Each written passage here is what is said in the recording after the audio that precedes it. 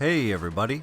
When setting up your character's loadout, you will be able to equip one primary weapon, one secondary weapon, one throwable, and one gadget. This guide will be an overview of all of the currently available throwables and gadgets in Battlefield 2042. The default throwable is the FRAG grenade, a tactical anti-personnel explosive with a delayed timer. If thrown close enough to the enemy, the explosion will kill the target and cause damage to players outside of its direct blast radius. It will also cause minor damage to vehicles. Your character starts with one frag grenade, and additional ones can be picked up at ammo boxes, but your character can only carry one at a time. The grenade is capable of getting multi-kills and can be used to destroy walls at certain locations on the map. The frag grenade is currently one of the best throwables available in the game. The next throwable is the smoke grenade. It can be used to cover advances, retreats, or work as a distraction. Great for hiding wounded players before attempting a revive, or providing cover when pushing up to capture objectives. Your character will spawn with and can carry 2 smoke grenades at a time. You can pick up additional ones at ammo boxes. However, the smoke grenade does not cause damage to enemy players. It's a good throwable for a revive heavy support role, and it's also very useful on the breakthrough or rush game modes when your team is attempting to push up to a new sector and needs cover. It can also be used to extinguish the flame of an enemy's incendiary grenade. The third throwable option is the PROX sensor. Instead of exploding like a grenade when thrown, this object will scan the area for enemies and spot their locations to your map. The PROX sensor works well when enemies are hidden behind cover or concealed by smoke. Your specialist can carry one PROX sensor at a time. If the enemy team is bombarding an objective with smoke, or you have reached a choke point on the map, throw in a PROX sensor grenade and you'll have a much better idea of the enemy positions. The EMP grenade doesn't cause physical damage like a frag grenade, but instead disrupts vehicle and personal HUD systems with an electrical blast. It will cause the player's screen to look shaky and distorted, while also removing the minimap for a limited time. When inside a vehicle, the EMP blast will temporarily disable your ability to fire the vehicle's weapons. The specialist can carry one EMP grenade at a time. The EMP makes a great combo with the C5 explosive. If you hit a vehicle with an EMP grenade, it will disable the weapon system, which will give you more time to run up and throw the C5 and then detonate it before getting attacked. The incendiary grenade is an area denial weapon.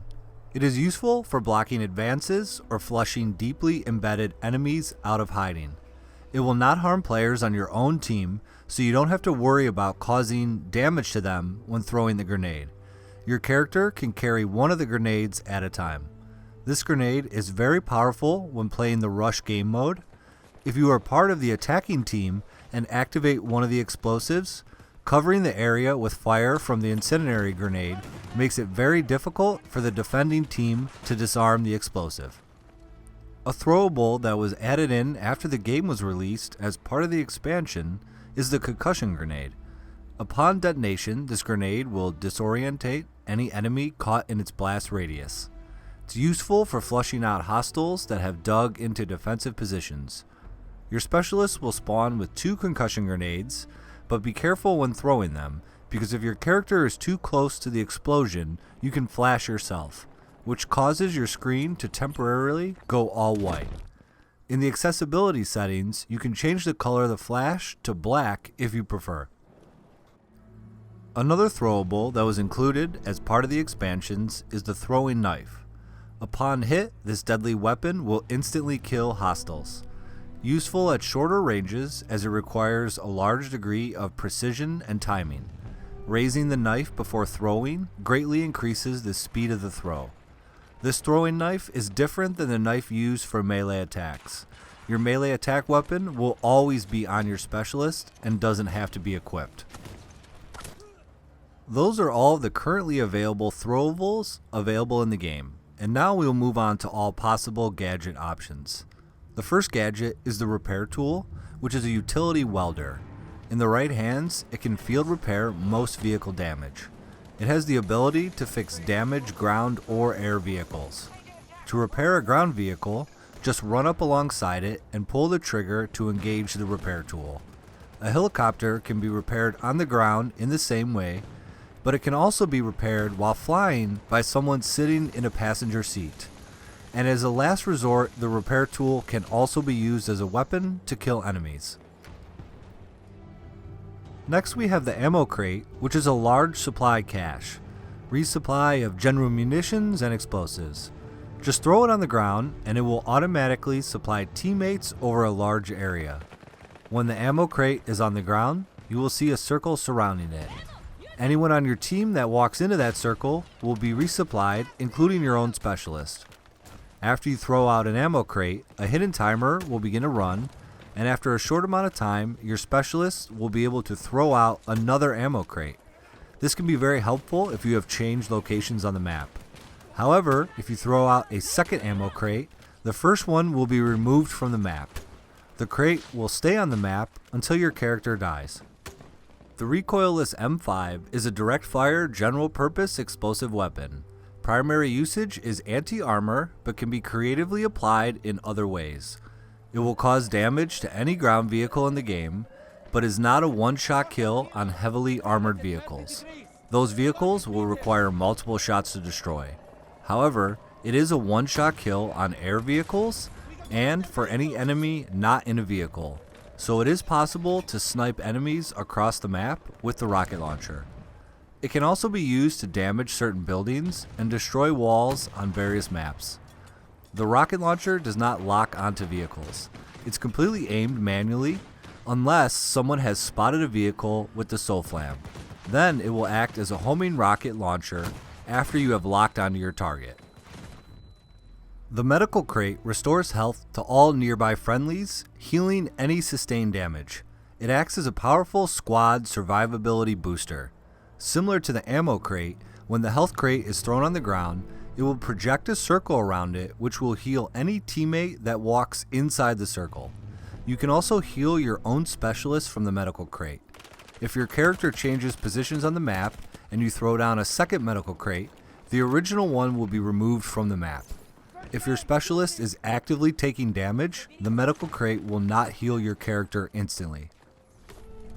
Unlike the recoilless M5 rocket launcher, which can attack ground and air vehicles, the FXM-33AA missile launcher can only attack air vehicles.